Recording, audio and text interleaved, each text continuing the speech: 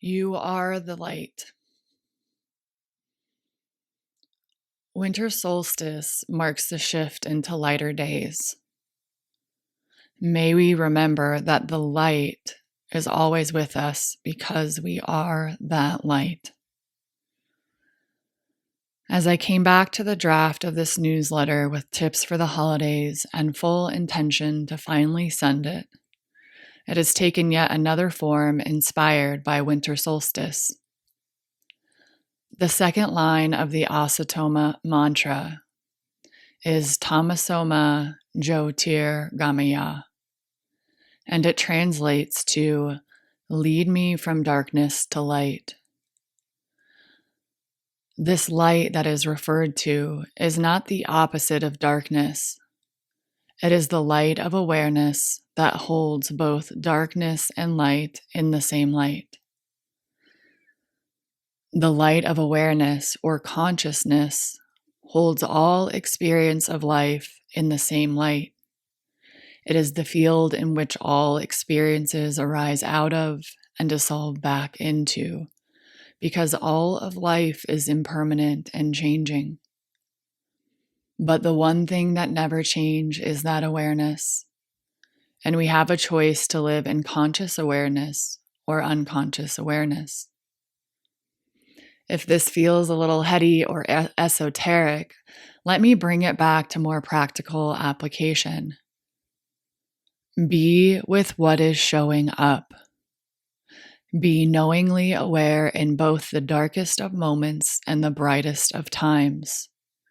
Instead of getting entangled in thoughts or emotions with what's showing up, or going in the opposite direction by avoiding, be present with an evenness of mind.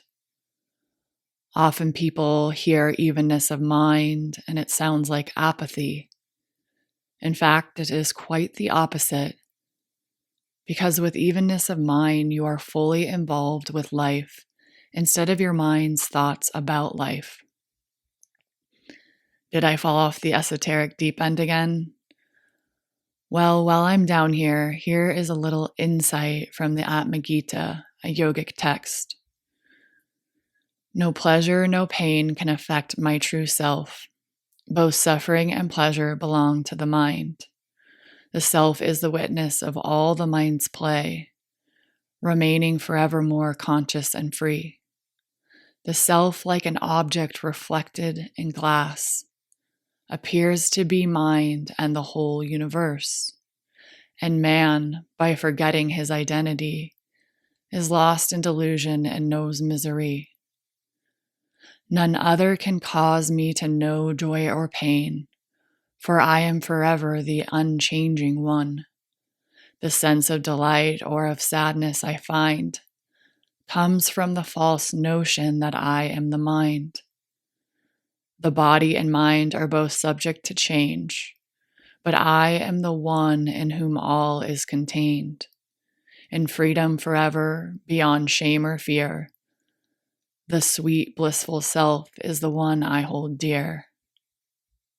Wow, what a direct description of recognizing we are not the constructs of our mind and the power that comes from realizing that.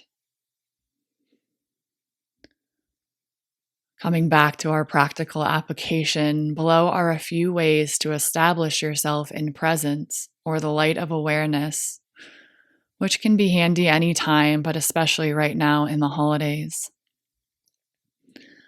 The first one is conscious feeling.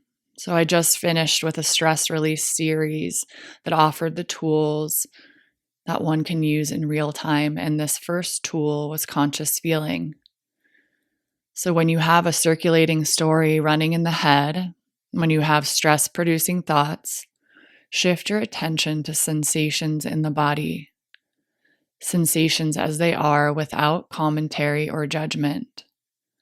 The feeling state shifts you out of the past or the mind and into the present. This also gives space and permission for what's there.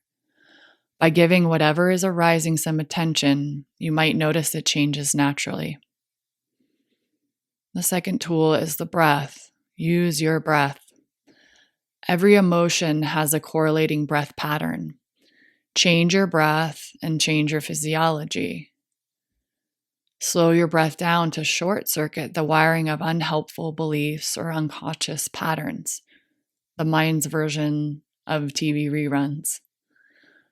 Just like the conscious feeling, the breath can only be experienced in the here and now. So attention on your breath pulls you out of the past and into the present. As I've mentioned previously, it's not about using the breath to get rid of what's coming up. Instead, it is a way to slow everything down so that you can consciously feel the here and now. And the third and final tool is the energetic diffusion technique. If there's something that is lingering or feels incomplete, find a time that feels safe and appropriate to allow yourself to fully feel what's arising from a situation by using the energetic diffusion technique. I linked a recording that you can practice with, and you might find that eventually you can guide yourself through the steps without the recording, or you might lead yourself through an abridged version in real time during a situation. You'll notice the energetic diffusion technique uses both conscious feeling and the breath, and it uses it in a way to allow instead of control or get rid of it.